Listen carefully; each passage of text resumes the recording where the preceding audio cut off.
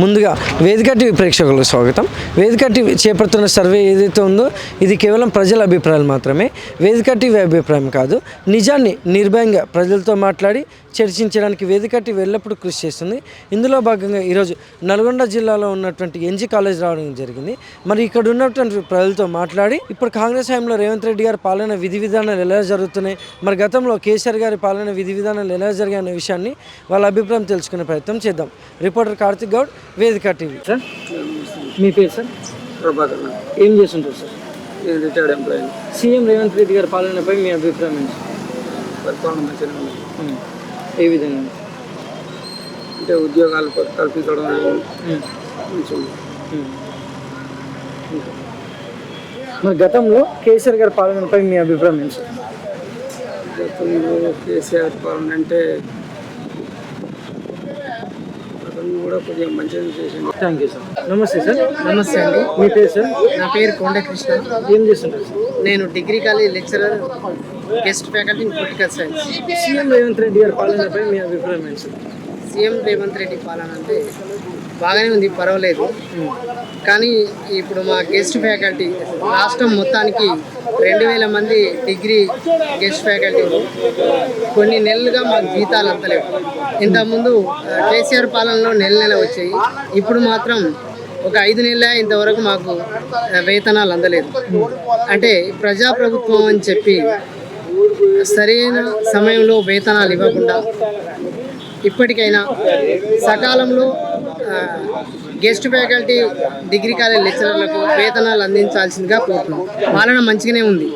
సన్నబియ్యం ఇవ్వటం, ఉద్యోగ భర్తీలు నిర్వహించడం, ఇవన్నీ కూడా అంతకుముందు పాలనతో పోల్చుకున్నప్పుడు రేవంత్ రెడ్డి గారి పాలన కొంత మంచిగానే అనిపిస్తుంది.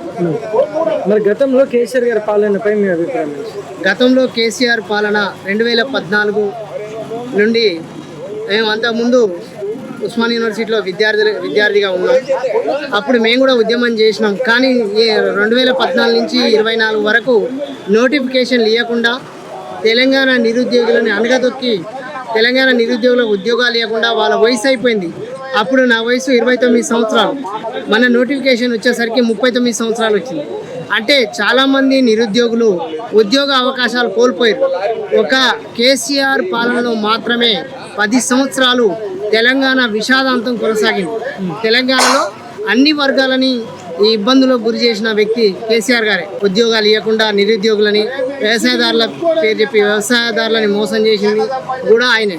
తర్వాత మిగులు రాష్ట్రాన్ని అప్పుల రాష్ట్రంగా మార్చిన ఘనత కూడా కేసీఆర్. ఎందుకంటే అంతకుముందు 2014లో తెలంగాణ రాష్ట్రం ఏర్పడి ఒక స్వతంత్ర ప్రతిపత్తి పొందిన రాష్ట్రం అనేది ఎంతో అభివృద్ధి చెంది అన్ని రంగాల్లో ముందుకు పోవాల్సిన అవసరం ఉంది. కానీ అలాంటి ముందుకు పోవాల్సిన రాష్ట్రాన్ని ఒక కాళేశ్వరం, మిషన్ భాగీరథ, ఈ రెండింటి పేరు చెప్పి తెలంగాణ ఆదాయాన్ని మొత్తం లూటి చేసి ఆ ఆదాయాన్ని వేరే వైపు మళ్లించిన ఘనత కేసీఆర్ గారిది. ఆయన చేసిన అభివృద్ధి ఏం లేదు. ప్రాజెక్ట్ కట్టిన అంతకుముందు కాంగ్రెస్ వాళ్ళు ఎస్టాబ్లిష్ చేసిన ప్రాజెక్టులే 100 కొద్ది ప్రాజెక్టులు ఇప్పుడు తెలంగాణ కానీ భారతదేశంలో కానీ అవే పారుగంత అవుతున్నాయి. ఈయన కట్టిన ప్రాజెక్టు వల్ల లిఫ్ట్ ఇరిగేషన్, ఈయన కట్టింది కాళేశ్వరం అనేది లిఫ్ట్ ఇరిగేషన్ కాబట్టి దానివల్ల కొంతమంది అక్కడ ఉన్న రైతులకు లబ్ధి చేకూరవచ్చు. కానీ ఎలాంటి ఉపయోగం లేని ప్రాజెక్ట్. ఎస్ఎల్బిసి టెన్నెల్ చూసుకుంటే 10 సంవత్సరాల కాలంలో దాని పురోగతి లేకుండా చేసింది కేసీఆర్ గారే.